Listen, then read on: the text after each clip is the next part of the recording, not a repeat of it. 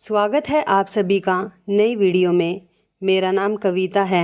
मैं एक गरीब परिवार से ताल्लुक़ रखती हूँ। मेरे ससुराल में जॉइंट फैमिली थी और हम सब लोग एक साथ मिलकर रहा करते थे। मेरी बेटी को अपने चाचा से इतना प्यार था कि वो अपने चाचा के हाथ से ही रात का खाना खाया करती थी। अगर मैं उसे अपने हाथ से खाना खिलाती तो वो रोने लगती थी। चाचा भतीजी में इतना प्यार देखकर मैं बहुत खुश होती थी।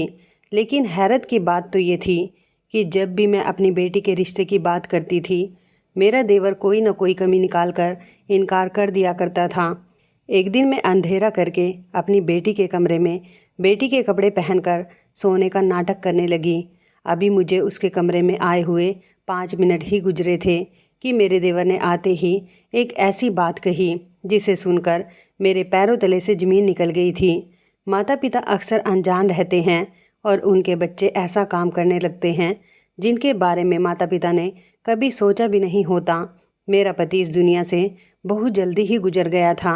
भगवान ने मुझे एक खूबसूरत सी बेटी दी थी और मेरी ससुराल में मेरा एक देवर भी था जो मेरे पति से उम्र में छोटा था। एक औलाद होने के बाद मेरे उसके बाद कोई बच्चा नहीं हुआ था और मेरे पति मेरी शादी के 6 साल बाद ही मर गए थे। मेरे पति 2 भाई थे। मेरा देवर नवीन, जिसने हमेशा मुझे अपनी माँ समान समझा था क्योंकि मेरे पति के माता पिता इस दुनिया में नहीं थे। शादी के बाद मैंने अपने देवर की बहुत इज्जत और उसका ख्याल रखा था। हम पहले एक गांव में रहा करते थे। वहाँ के पड़ोस के लोग हमें बहुत ज़्यादा तंग करते थे। हम गरीब लोग थे, इसलिए अपने मोहल्ले को छोड़कर ऐसे जा भी नहीं सकते थे। मैं विधवा औरत थी, इसी वजह से लोगों ने मुझे किसी तरह के ताने देने में कोई कमी नहीं छोड़ी थी। बल्कि एक बार तो मेरे पड़ोस में रहने वाली विमला भाभी ने एक बार मुझ पर इल्ज़ाम लगा दिया था कि मेरा उनके पति के साथ अफेयर चल रहा है। मैं बहुत ज़्यादा खूबसूरत थी, इसी वजह से अपनी पड़ोसन को बहुत बुरी लगती थी। मेरे आसपास के जितने भी घर थे, सभी घरों में मेरी तारीफ़ की जाती थी। विमला को यह बात बिल्कुल पसंद नहीं थी, इसलिए वो मुझे लोगों की नज़रों में गिराने के कोई न कोई बहाने ढूंढती रहती थी। उस टाइम मेरी बेटी बहुत छोटी थी और मेरा पति मर चुका था। इस वजह से मैं कुछ भी नहीं कर सकती थी क्योंकि मैं अपने आप को बहुत लाचार महसूस करती थी। वो मुझ पर तरह तरह के इल्ज़ाम लगाती थी जिसको गाँव के लोग सच समझ लिया करते थे और मुझे करैक्टरलेस कहते थे। बात मेरी बेटी के नाम तक भी आने लगी थी कि ये ऐसी है तो बड़े होकर इसकी बेटी कैसी होगी। मेरे गांव के लोगों का कहना था कि वो मेरी शादी गांव के किसी गरीब मर्द के साथ कर देंगे, लेकिन मैं ऐसा नहीं चाहती थी क्योंकि मेरी बेटी बहुत छोटी थी। मैं नहीं चाहती थी कि कोई और दूसरा मर्द जो मेरी बेटी को स्वीकार ना कर सके, मैं उस इंसान से शादी नहीं कर सकती। मुझे अब अपनी बेटी की परवरिश की चिंता लगी रहती थी। ये सारी परेशानियाँ मेरे पति के मरने के बाद ही हुई थी। विमला ने मुझे इस कदर तंग कर दिया था, मैं बहुत ज़्यादा परेशान हो गई थी। मेरी शादी मेरे देवर के साथ भी नहीं हो सकती थी क्योंकि वो मुझसे उम्र में बहुत छोटा था। मेरा देवर बहुत समझदार और अच्छा इंसान था और मेरी बहुत इज्जत किया करता था। लेकिन मैं किसी और से शादी नहीं कर सकती थी क्योंकि इस गांव में विमला की वजह से मेरी काफ़ी बेइज्जती हो चुकी थी। तो इस गांव में रहते हुए कभी भी मैं खुशहाल नहीं रह सकती थी।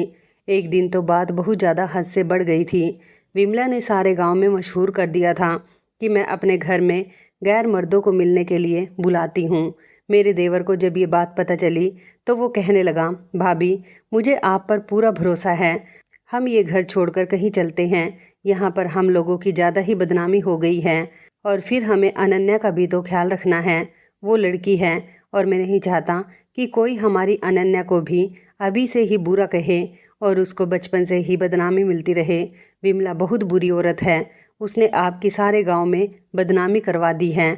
अब हमारा यहाँ पर रुकना बहुत मुश्किल हो गया है। मैं आपकी मदद करना चाहता हूँ। हम लोग इस घर को छोड़कर कहीं और रहने के लिए चले जाएंगे। मैंने नवीन से कहा, लेकिन ये हमारा अपना घर है, भले ही छोटा है, लेकिन हम इस घर को छोड़कर कहाँ जा सकते हैं। नवीन ने कहा कि भाभी दुनिया बहुत बड़ी है, हम कहीं भी इज्जत से रह लेंगे, लेकिन यहाँ पर इस तरह से बेइज्जत होकर नहीं रह सकते। मेरे देवर ने कहा कि भाभी मैं अपनी भतीजी और आपसे बहुत ज़्यादा प्यार करता हूँ। मेरे लिए अब दुनिया में आप दोनों ही रह गए हो। अब हालात ऐसे हो गए हैं कि हमारा यहाँ पर रुकना मुश्किल हो गया है। हर कोई आपको गंदी नज़र से देखता है, तो हर कोई मुझे भी किसी न किसी बात पर बेइज्जत करता रहता है। आखिर हम ऐसे ज़िंदगी कब तक गुजार सकते हैं। विमला ने सारे गांव में मुझे तो करैक्टरलेस साबित कर दिया था।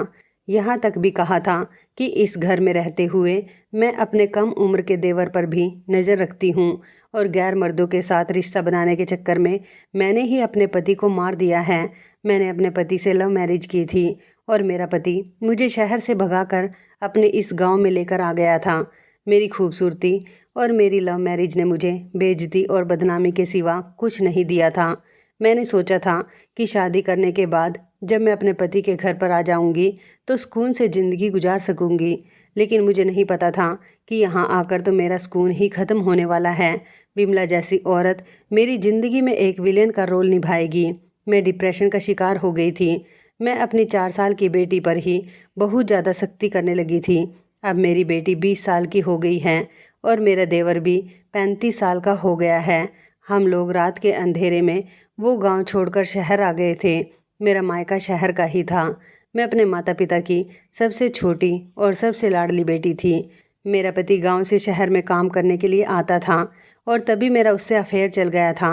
मैं पढ़ी लिखी लड़की थी और अच्छी तरह से इस बात को जानती थी कि मेरे माता पिता कभी भी अपनी पढ़ी लिखी बेटी की शादी किसी गांव के गंवार के साथ नहीं करेंगे।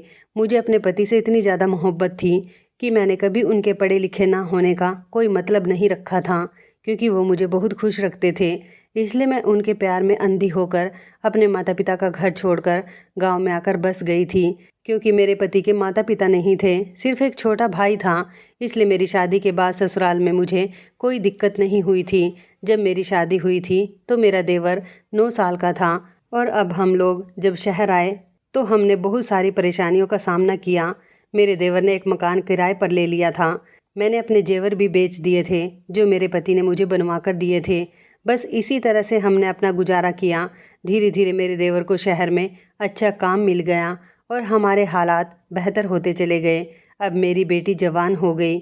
हम लोग एक छोटे से किराए के घर में रहते हैं। मेरी बेटी को बहुत अच्छी सिलाई आती है और उसने घर में ही सेंटर खोला हुआ है और मेरा देवर लोगों के घरों में पेंट करता है। हम लोग बहुत सिंपल से लोग हैं और हमारा गुजारा शहर आने के बाद आराम से हो रहा था। पुराने दिनों को याद करके अक्सर मेरी तबीयत खराब हो जाती थी, लेकिन फिर मैं खुद पर कंट्रोल कर लिया करती थी। मेरे देवर ने मेरा बहुत साथ दिया था और उसने मेरी बेटी से भी बहुत प्यार किया था। बचपन से ही मेरी बेटी ने अपने चाचा के सिवा किसी और को नहीं देखा था। जब मैं चाचा भतीजी की मोहब्बत को देखती तो मेरा दिल बहुत ज़्यादा खुश हो जाता था। इतने सालों से हम अकेले ही रह रहे थे। शहर आ जाने के बाद मैंने यहाँ पड़ोसियों से ज़्यादा मेल जोल नहीं रखा था और ना ही मैं अपनी बेटी को बाहर ज़्यादा जाने देती थी। वो सिर्फ अपने कॉलेज के लिए ही बाहर निकलती थी या किसी ज़रूरी काम के लिए। घर में ही लड़कियाँ सिलाई सीखने के लिए आती थी। मैं अपनी बेटी को बहुत समझाती थी। मेरा कहना था कि दुनिया बहुत बुरी है, यहाँ मोहब्बत के नाम पर धोखा मिलता है। मेरे देवर ने अपनी भतीजी को हमेशा बहुत प्यार दिया था।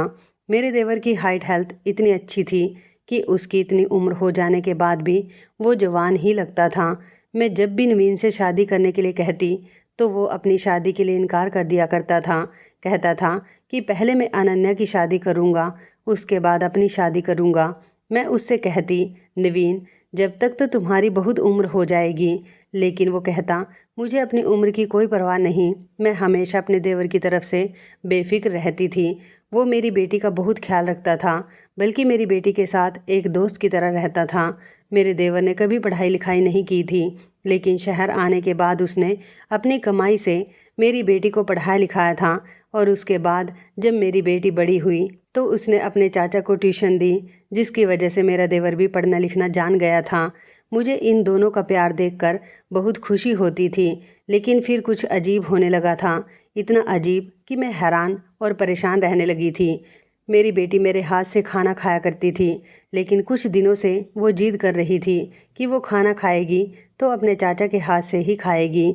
मैंने अपनी बेटी को समझाया कि तुम्हारे चाचा सो गए हैं, सुबह उनको काम पर भी जाना होता है, इसलिए वो जल्दी उठते हैं, तुम खाना खा लो और सो जाओ। लेकिन उसका कहना था कि चाचा को ही बुलाओ, मैं अपने चाचा के हाथ से ही खाना खाऊंगी। मुझे उसकी बात से गुस्सा आ गया। मैंने उससे कहा, यह क्या हरकत है? छोटे बच्चों की तरह जिद क्यों लगा रखी है? इतनी ही देर में मेरी कड़क आवाज़ सुनकर मेरा देवर नवीन भी अनन्या के कमरे में आ गया था। शायद मेरी कड़क आवाज़ ने उसको जगा दिया था। उसका कहना था कि भाभी, आप क्यों शोर कर रही हो? मैंने उसको बताया कि ये जिद कर रही है कि इसको तुम्हारे हाथ से ही खाना खाना है। मेरी ये बात सुनकर नवीन हंसने लगा और कहने लगा, इतनी सी बात है, कोई बात नहीं, मैं अनन्या को अपने हाथ से खाना खिला देता हूँ। अनन्या ने नवीन के हाथ से खाना खा लिया और नवीन अनन्या के कमरे में ही लगभग 1 घंटे तक बैठा रहा। रात के 11 बज चुके थे। मैंने कहा, खाना खिलाते खिलाते तुमने पूरा 1 घंटा लगा दिया। सुबह तुम जल्दी उठते हो, इस तरह से इतनी रात तक जागोगे तो फिर कैसे सुबह को आँख खुलेगी? तो वो कहने लगा, भाभी, हम चाचा भतीजी बातें कर रहे थे, बस बातें करने में ही कुछ टाइम लग गया था। मैंने नवीन से कहा, बातें करने में टाइम ख़राब मत किया करो, चलो जाकर सो जाओ। मुझे बड़ी हैरानी हो रही थी कि अचानक अनन्या को क्या जिद लग गई है कि उसको अपने चाचा के हाथ से ही खाना खाना है। फिलहाल ये बात कई दिनों तक इसी तरह से चलती रही, लेकिन यह एक दिन की बात नहीं थी। अब अनन्या रोज़ यही करने लगी थी कि अपने चाचा के हाथ से ही खाना खाया करेगी और नवीन उसको खाना खिलाने के बहाने 2 या 3 घंटे से पहले उसके कमरे से बाहर नहीं निकलता था। मुझे लगा कि शायद वो दोनों आपस में टीवी देखते होंगे, जिसमें वो बिजी हो जाते होंगे, लेकिन जब मैंने एक दिन जाकर देखा तो ऐसा कुछ भी नहीं था। कमरे में बस बैठे दोनों बातें ही कर रहे थे। एक दिन तो 2.5 घंटे से भी ज़्यादा हो गया था और मुझे गुस्सा आ गया था कि ये भी कोई टाइम है बातें करने का? आखिर रात के 2 बजे तक कौन इतनी बातें करता है? मैंने जैसे ही दरवाज़ा बजाने की कोशिश की तो मैं हैरान रह गई थी कि दरवाज़ा तो अंदर से बंद था। मैंने ज़ोर ज़ोर से दरवाज़ा पीटना शुरू कर दिया और दरवाज़ा खुलते खुलते 10 मिनट लग गए थे। मैंने कहा, ये दरवाज़ा अंदर से बंद क्यों किया था? और फिर मैं कितनी देर से दरवाज़ा बजा रही हूँ, क्या दरवाज़ा खोलने में इतनी देर लगती है? तुम दोनों दरवाज़ा बंद करके अंदर क्या कर रहे हो? भला ये भी कोई तरीका है? नवीन ने कहा, भाभी, दरवाज़ा शायद गलती से बंद हो गया होगा, हम लोग टीवी देख रहे थे, इस वजह से हमें आवाज़ नहीं आ सकी। मैंने कहा, तुम लोग रात के 3 बजे टीवी देख रहे हो, ये भी कोई टाइम है टीवी देखने का? और तो और तुम लोग वीआईपी घर में नहीं रहते हो जहाँ पर ऑटोमेटिक लॉक लगे होंगे। ये ऑटोमेटिक दरवाज़ा नहीं है जहाँ पर कुंडी खुद ब खुद लग जाएगी। मैंने अपने देवर से कहा, जाओ जाकर अपने कमरे में सो जाओ और आइंदा दोनों ऐसी हरकत नहीं करना। मैंने अपनी बेटी को भी डांट लगाई थी। मेरी बेटी की पढ़ाई पूरी होने वाली थी, अब उसकी शादी की उम्र हो चुकी थी। मैं नहीं चाहती थी कि वो किसी गलत काम में पड़ जाए और इसलिए मैं जल्द से जल्द उसकी शादी करना चाहती थी, जबकि मेरी शादी भी कम उम्र में ही हो गई थी। मैंने एक रिश्ते वाली से कहा हुआ था, वो मेरी बेटी के लिए अच्छा सा रिश्ता लेकर आई थी और लड़के की माँ को भी साथ लेकर आई थी। लड़के की माँ ने मेरी बेटी को देखा और उसने 2-3 सवाल किए। इसके बाद मैंने अपनी बेटी को कमरे में भेज दिया। मेरा देवर काम पर गया हुआ था, लेकिन ना जाने वो काम छोड़कर कैसे घर पर आ गया था और उसने घर आते ही लड़के वालों से बदतमीजी शुरू कर दी और उन लोगों से कहने लगा कि ये लड़की ठीक नहीं है और ना ही इसने आपके लिए नाश्ता बनाया है। ये नाश्ता सब कुछ मार्केट से आया हुआ है, उसे तो कुछ भी करना नहीं आता और वो लड़की बिल्कुल जाहिल है। और कहने लगा, ये लड़की हर किसी से लड़ाई झगड़ा करती रहती है। अभी कुछ दिन पहले अपने कॉलेज में अपनी टीचर का सिर फोड़ कर आ गई। आप यकीन नहीं करोगी भाभी जी, हमारे घर में तो पुलिस भी आ चुकी है। जैसे तैसे हमने इस केस को रफा दफा किया था। वो औरत बड़ी हैरानी से मेरे देवर की तरफ देख रही थी और बार बार मुझे भी देख रही थी। मैं बहुत परेशान हो गई थी और ये सोच रही थी कि नवीन ये क्या तमाशा बना रखा है और बोलता ही चला जा रहा है, जबकि इस बात में कोई भी सच्चाई नहीं थी।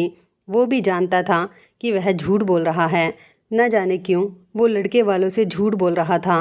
मेरी बेटी ने कभी किसी भी टीचर का सिर नहीं फोड़ा था, यहाँ तक कि उसने तो कभी स्कूल में किसी से बदतमीजी भी नहीं की थी। मुझे नवीन से ऐसी उम्मीद बिल्कुल भी नहीं थी। न जाने इस लड़के को क्या हो गया था। मैं ये देखकर खुद हैरान हो गई थी कि कहीं ये नशा करके तो नहीं आया। तभी लड़के की माँ कहने लगी, ऐसी बदतमीज लड़की से हमें रिश्ता नहीं करना, और वो बहुत सारी भली बुरी बातें सुनाकर हमारे घर से चली गई थी। जैसे ही वो लोग चले गए थे, उनके जाने के बाद मैंने नवीन से सवाल किया कि तुमने ये सब कुछ क्यों किया? तो नवीन कहने लगा, भाभी, आपने इन लोगों की शक्ल देखी थी, ये लोग कहीं से भी ठीक नहीं लग रहे थे। मैं अपनी इकलौती भतीजी की शादी इन लोगों के साथ नहीं करूँगा। मुझे लड़का बिल्कुल भी पसंद नहीं आया। आपने देखा हमारी अनन्या कितनी खूबसूरत और कम उम्र की है, जबकि इनका लड़का तो कितना उम्रदार लग रहा था। मुझे ये लड़का बिल्कुल भी पसंद नहीं आया था, इसलिए मैंने ऐसा कहा। मैंने नवीन से कहा, पागल लड़के, तुम एक बार मुझसे भी तो पूछ सकते थे। तुम्हें इतना तमाशा लगाने की क्या जरूरत थी? तुमने उन लोगों को बुरा नहीं कहा, बल्कि उन लोगों के सामने अपनी ही भतीजी की इंसल्ट कर दी। अब देखो, ये लोग कहीं और जाकर हमारी बेटी के बारे में ऐसी बातें करेंगे तो फिर हमारे घर पर रिश्ते नहीं आएंगे। नवीन कहने लगा, ऐसा कुछ नहीं होगा भाभी, जैसा आप सोच रही हो। मैंने ऐसा इसलिए किया कि ऐसे घटिया लोग हमारे घर पर दोबारा रिश्ता लेकर ना आ सके। और आप तो उन लोगों पर इतना फिदा हो रही थी सिर्फ उनका घर और जायदाद देखकर। ये तो देखो कि हमारी अनन्या कितनी खूबसूरत और प्यारी है, और उस लड़के की शक्ल से ही लग रहा था कि वो ठरकी है। और उसकी माँ को देखा आपने, कितनी चालाक औरत लग रही थी। मैं अपनी अनन्या को किसी ऐसे लड़के के हवाले नहीं करना चाहता। मुझे नवीन की इस हरकत पर बहुत गुस्सा आ रहा था, लेकिन अब जो होना था वो हो गया था। उन लोगों से दोबारा बात करने का कोई फ़ायदा नहीं था। अगर मैं कहती कि मेरा देवर मजाक कर रहा था, तब भी वो लोग मेरी बात को नहीं मानते। शाम के टाइम पर नवीन और अनन्या आंगन में बैठे हुए समोसे खा रहे थे और खूब खुल खुल कर हंसी मजाक कर रहे थे, जबकि मेरा तो मूड बहुत ख़राब था। न जाने उनको किस बात की खुशी थी। एक दिन मैं अपनी बेटी के कमरे की सफाई कर रही थी और वो कॉलेज एग्ज़ाम देने के लिए गई हुई थी, तो उसका मोबाइल घर पर ही रह गया था। मैं उसके कमरे में ही मौजूद सफाई कर रही थी। तभी अचानक अनन्या के मोबाइल पर किसी का फ़ोन आने लगा। जब मैंने कॉल रिसीव की तो अनन्या के कॉलेज की एक फ्रेंड बोल रही थी। वो कहने लगी, आंटी, इतने दिनों से अनन्या की तबीयत कैसी है? अनन्या ने कॉलेज में एप्लीकेशन लगाई हुई है और बताया था कि उसकी तबीयत ठीक नहीं है, इसलिए उसे 2 दिन की छुट्टी चाहिए। मैंने उसको बताया कि बेटा, अनन्या तो कॉलेज गई हुई है, उसने कोई एप्लीकेशन नहीं दी, और बल्कि उसकी तबीयत भी बिल्कुल ठीक है।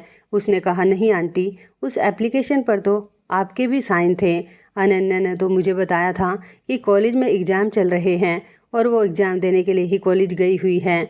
लेकिन उसकी सहेली ने बताया कि नहीं आंटी, कॉलेज में एग्ज़ाम नहीं चल रहे, बल्कि काफ़ी दिनों से अनन्या कॉलेज आ ही नहीं रही। मैं बहुत परेशान हो गई थी कि ना जाने मेरी बेटी यह क्या कर रही थी।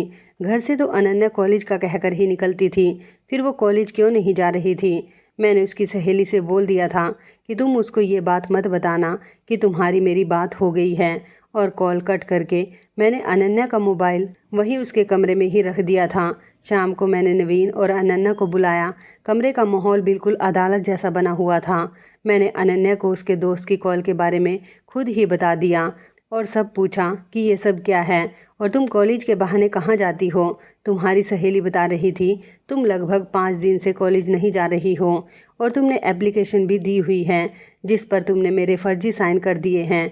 हिम्मत कैसी हुई तुम्हारी झूठ बोलने की और मेरे नाम से सिग्नेचर करने की? तुम ये सब कुछ क्या कर रही हो? नवीन और अनन्या दोनों ही सर झुकाकर खड़े हुए थे, क्योंकि उनको पता था कि उनकी चोरी पकड़ी गई थी, इसलिए उनके पास बोलने के लिए कुछ भी नहीं था। मुझे बहुत गुस्सा आ गया और मैंने कहा, जो कुछ भी तुमने किया है सच सच बताओ, नहीं तो मैं तुम दोनों को ठीक करके रख दूंगी।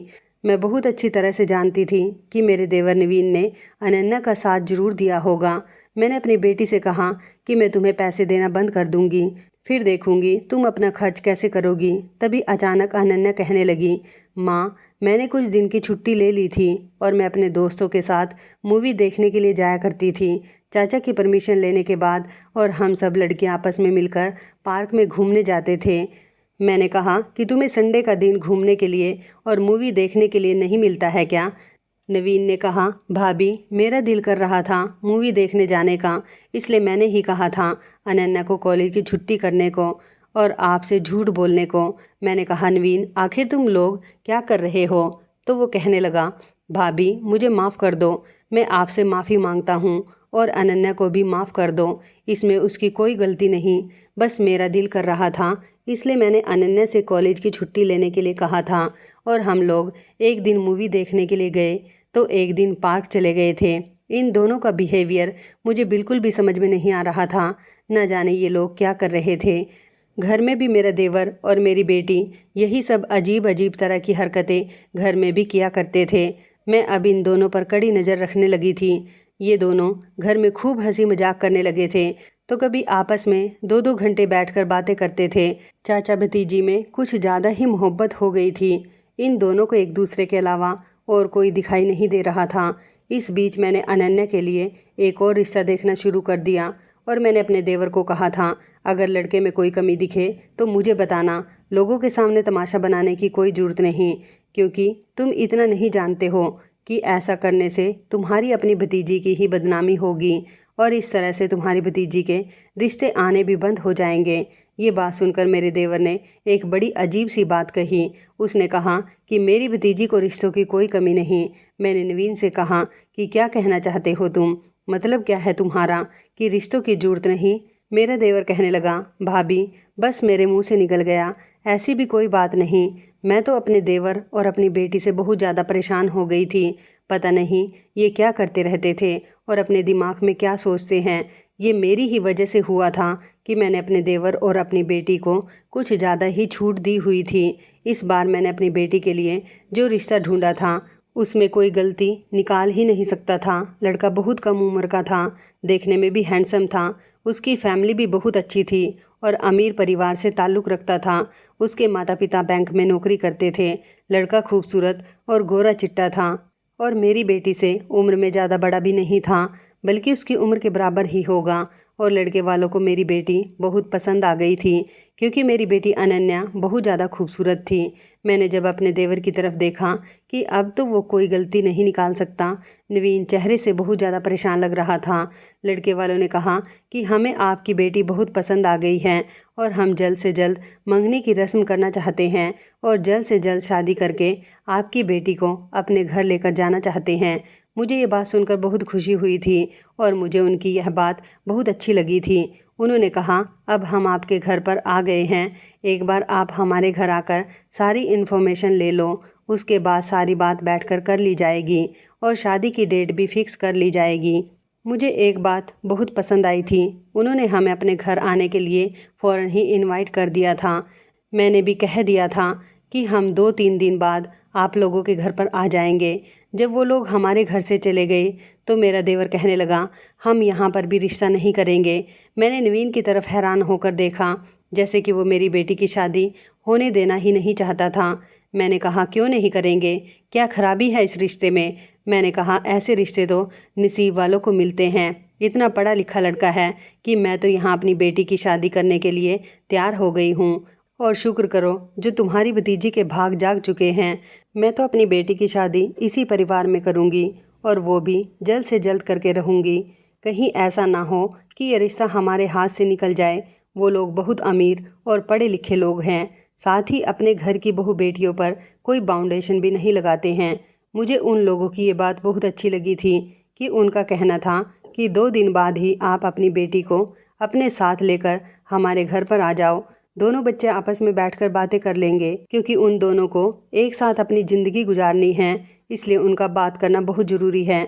मुझे उनका ये बिहेवियर बहुत ज़्यादा पसंद आया था, क्योंकि ऐसे लोग बहुत कम होते हैं जो लड़का लड़की को शादी से पहले बात करने की परमिशन देते हैं। मैंने तो अपने देवर से और अपनी बेटी से दोनों से ही कह दिया था कि शादी तो वहीं पर ही होगी। दोनों मेरी इस बात पर खामोश हो गए थे। मैंने उनकी इस खामोशी को हाँ समझ लिया था, क्योंकि खामोशी का मतलब यही होता है। मैं लड़के वालों के घर जाने की तैयारी करने लगी थी। मैंने अनन्या के लिए भी एक अच्छा सा सूट निकाल लिया था और अपनी भी खूब अच्छी सी तैयारी कर ली थी। लेकिन जब 2 दिन बाद हमें उनके घर पर जाने के लिए निकलना था तो घर में ना तो नवीन मौजूद था और ना ही अनन्या। दोनों ही घर से ये कह कर निकले थे कि दोनों लड़के वालों की फैमिली के लिए गिफ्ट लेने जा रहे हैं, क्योंकि खाली हाथ जाना अच्छा नहीं लग रहा था। लेकिन उन दोनों को मार्केट गए हुए 2-3 घंटे बीत चुके थे, अभी तक वो घर पर वापस नहीं आए थे।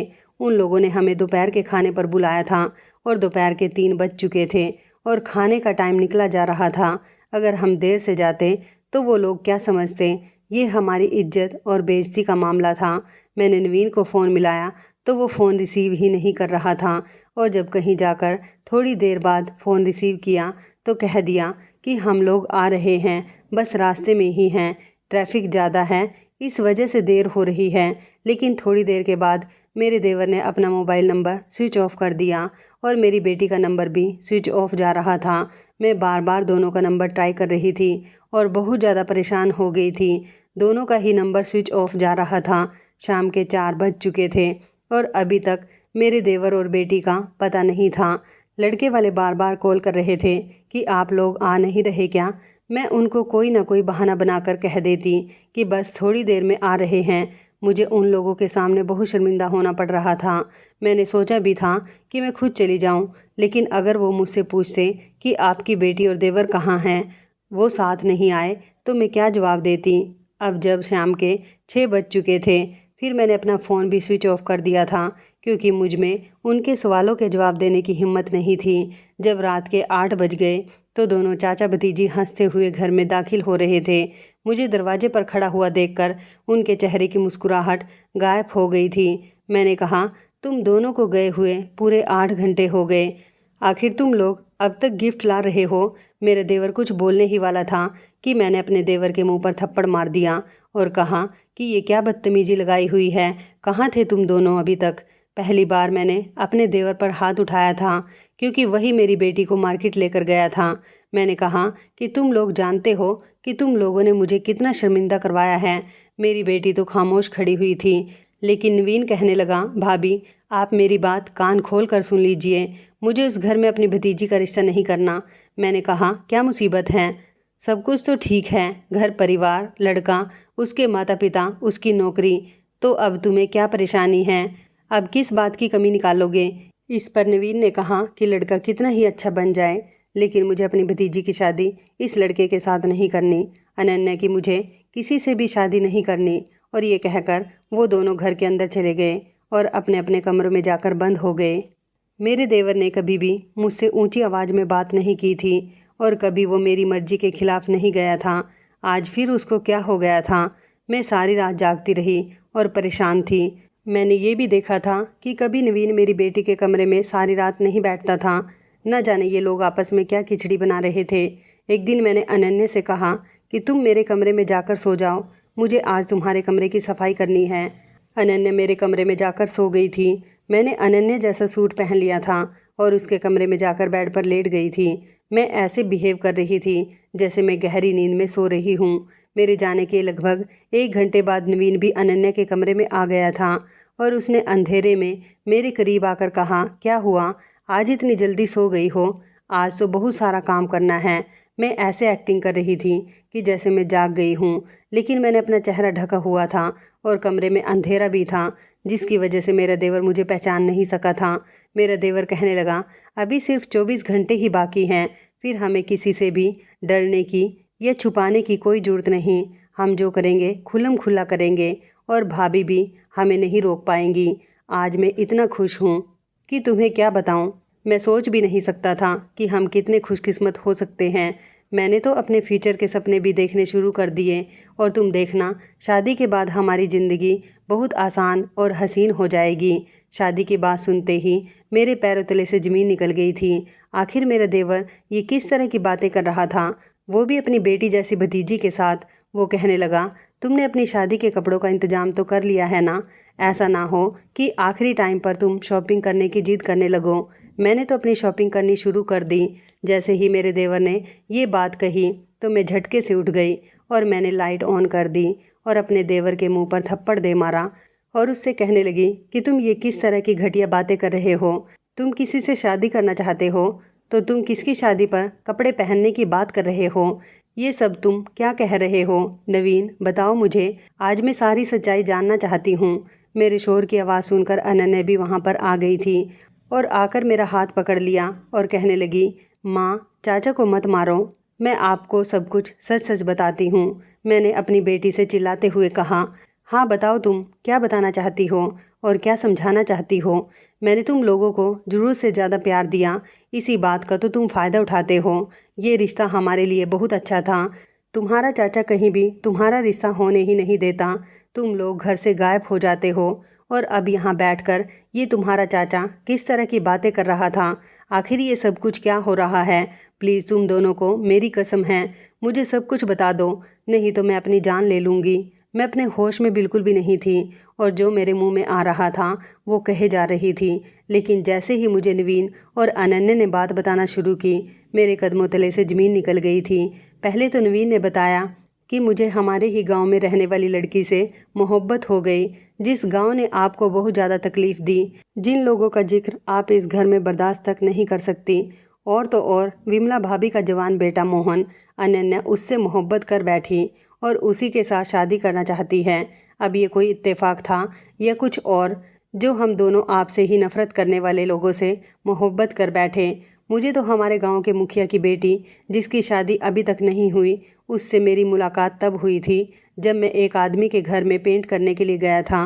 वहाँ पर वो आई हुई थी और देखते ही मुझे उससे प्यार हो गया था और इसी तरह से हम दोनों का प्यार बहुत गहरी मोहब्बत में बदल गया था।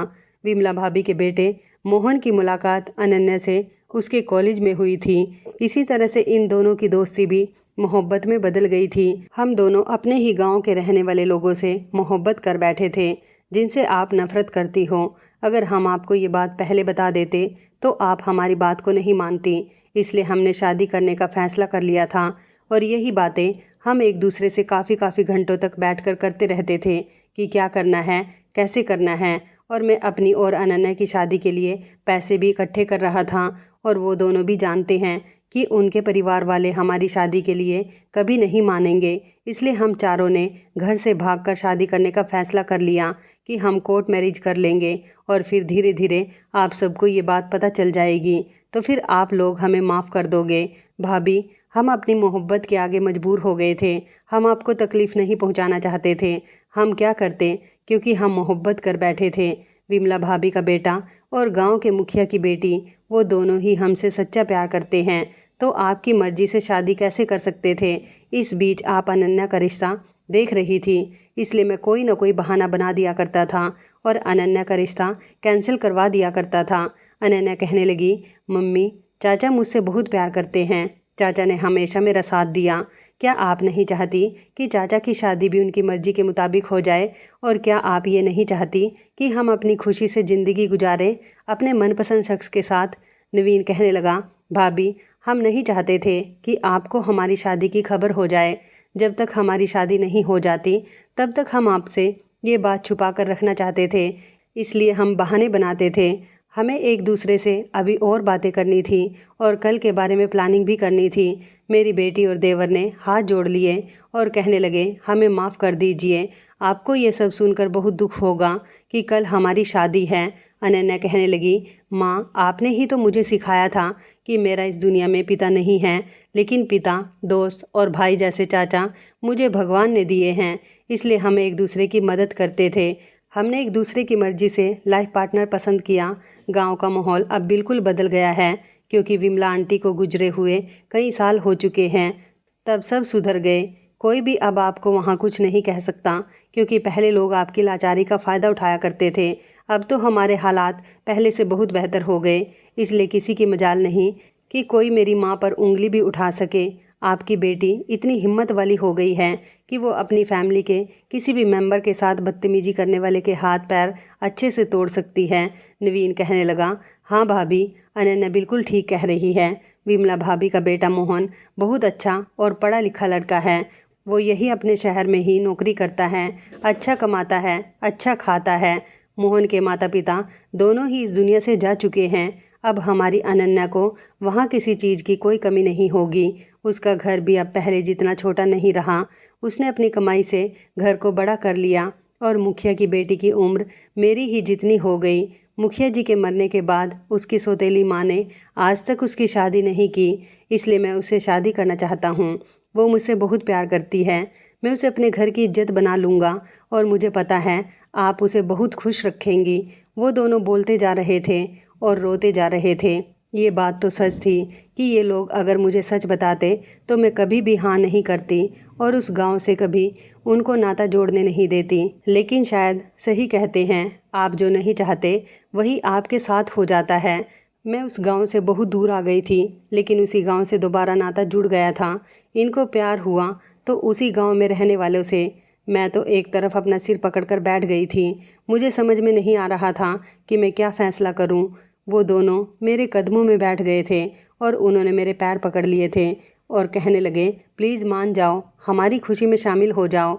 हम उन दोनों के बिना खुश नहीं रह पाएंगे।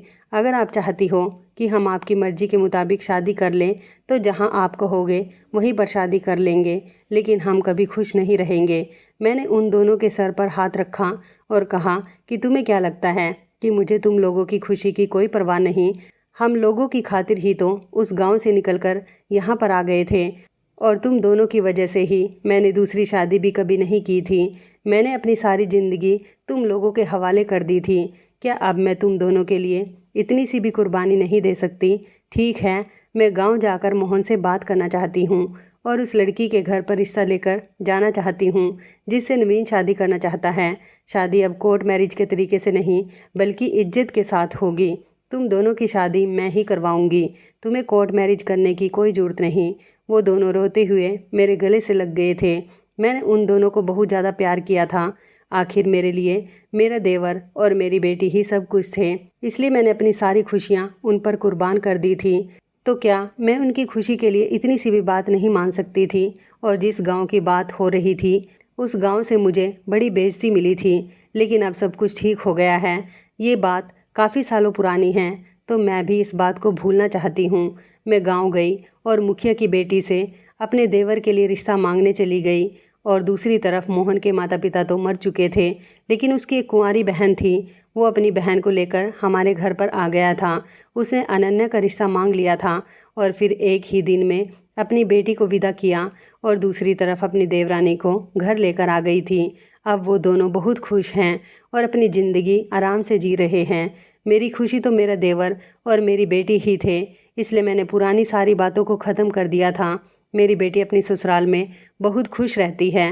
विमला का बेटा बिल्कुल भी विमला पर नहीं गया। वो बहुत अच्छा और समझदार है। उधर मेरी देवरानी भी बहुत अच्छी है। तो इस कहानी के बारे में आपकी क्या राय है? कमेंट करके ज़रूर बताइएगा। दोस्तों, आपको हमारी ये कहानी कैसी लगी? आप हमें कमेंट बॉक्स में ज़रूर बताएं। यदि आपके पास भी ऐसी कोई प्यारी सी कहानी है या फिर ऐसी कोई कहानी जिससे कुछ शिक्षा मिले, तो आप हमारे साथ उसको ज़रूर शेयर करें। दोस्तों, यदि आपको हमारी ये वीडियो अच्छी लगे तो आप हमारी इस वीडियो को लाइक शेयर ज़रूर करें और ऐसी ही दिल को छू लेने वाली प्रेरणादायक कहानियाँ सुनने के लिए हमारे चैनल को भी सब्सक्राइब करें। यदि आप हमें फेसबुक पर देख रहे हैं तो आप हमारे फेसबुक पेज को लाइक और फॉलो ज़रूर करें। तो दोस्तों, फिर मिलते हैं ऐसी ही ज़बरदस्त कहानी या टिप्स के साथ नई वीडियो में।